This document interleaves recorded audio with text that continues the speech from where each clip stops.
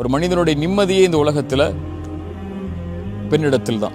அந்த பெண்ணே அவனுக்கு சரியாக அமையலைன்னா அவனுடைய முழு வாழ்க்கையும் கெட்டு போயிடும்.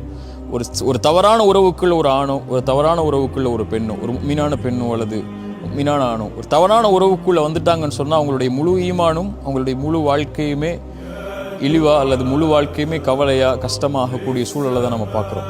அதனால் உறவுகளை தேர்ந்தெடுக்கும் போதோ தேர்ந்தெடுப்பதற்கு முன்னதாகவோ நிதானமாக சோஷியல் மீடியாக்கள்லாம் தேடாமல் கண்ணியமான முறையில் குடும்பத்தார் இடத்துல பேசி, நம்ம குடும்பத்தார்கள் அவங்க குடும்பத்தார் இடத்துல பேசி, இப்படி கண்ணியமான முறையில் முறையான முறையில் அல்லாஹ்வுடைய மார்க்கம் சொல்லக்கூடிய வழிகாட்டலோட ஹராம் கலக்காமல் எந்த ஒரு ஹராமான நிலையில் ஆரம்பிக்கக்கூடிய உறவும் ஹலாலில் போய் முடியாது. அல்லது பெரிய ஒரு அப்படி அது போயிட்டு இருந்துச்சுன்னா அதில் பரக்கத்து இருக்காது.